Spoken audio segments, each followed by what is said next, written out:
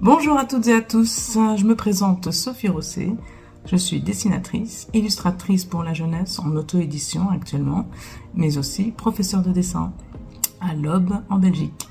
Alors ici, je fais une petite vidéo parce que mes élèves m'ont interpellée dans le message groupé en ce qui concerne les dessins et le fait qu'ils hésitent à montrer leur talent ou leur début de talent en tout cas.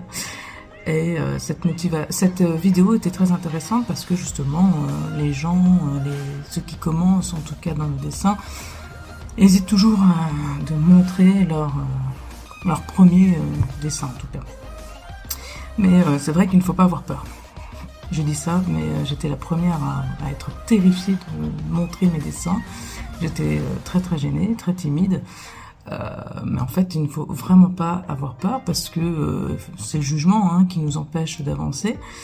Je ne veux pas faire un peu de philosophie, mais c'est vrai que ça joue énormément. Ce qui compte, c'est que vous fassiez vraiment ce que vous aimez. Et s'il y a des gens bienveillants qui sont là pour vous guider, pour vous orienter dans votre passion et qui ont la même, bien sûr, que vous, eh bien, voilà, c'est ça le plus important. Alors, il faut savoir que, oui, il ne faut pas hésiter à dessiner. Il faut prendre un petit carnet, un book comme on dit en anglais, qui veut dire livre, et vous prenez un petit carnet que vous achetez dans un magasin de fourniture d'art, pas bien cher, il y en a déjà qui sont entre 7 et 10 euros en fonction du format évidemment, et entraînez-vous un maximum, entraînez-vous à dessiner des gens, entraînez-vous à dessiner, je sais pas, là je regarde ma paire de lunettes, mais voilà, ça aussi c'est un très bon exercice en ce qui concerne la symétrie. Entraînez-vous à dessiner tout ce qui vous passe devant vous, en fait, devant vos yeux. Lampadaire, tasse de café, bouteille, cahier, livre. Voilà, plus vous allez vous entraîner, plus vous allez prendre de l'assurance, de la dextérité dans votre trait. Et puis vous allez trouver votre style surtout. C'est ça qui est très important. Au départ, c'est vrai que quand on apprend à dessiner, on aborde tous les sujets avec toutes les techniques. Et par la suite, on a vraiment notre style et notre technique de prédilection. Pour ma part, c'est le dessin à l'aquarelle et au crayon de couleur. Avant, comme beaucoup de mes élèves, j'aime bien dire ça parce que c'est eux qui me l'ont dit. Avant, j'étais comme eux, j'étais fâchée avec le crayon de couleur. Et vous voyez là, tous les dessins ici qui sont derrière moi, ce sont des dessins que j'ai réalisés. Notamment, vous voyez le léopard, c'est entièrement fait au crayon de couleur. Alors, le crayon de couleur, c'est une technique idéale pour rentrer dans les détails, vraiment. Si vous voulez être méticuleux, c'est l'outil vraiment adapté pour. L'aquarelle, vous pouvez aussi rentrer dans les détails, mais là c'est plus dans l'évasion, puisque il y a toutes les couleurs qui s'évadent avec l'eau, donc c'est un côté assez magique. Et n'hésitez pas donc aussi quand vous dessinez, vous voulez imaginer une histoire, je parle en tout cas pour mes élèves qui veulent faire de la bande dessinée ou du manga, inspirez-vous vraiment de la réalité. Plus vous allez dessiner des objets de la réalité, plus vous serez bon.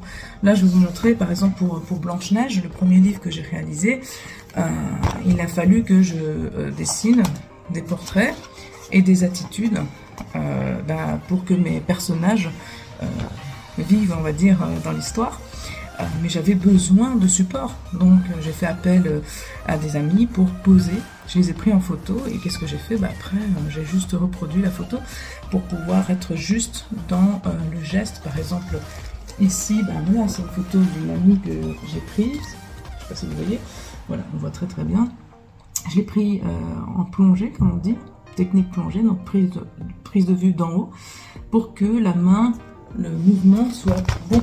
Donc c'est très important de s'inspirer de la réalité, puisque de toute façon, honnêtement, on n'invente rien.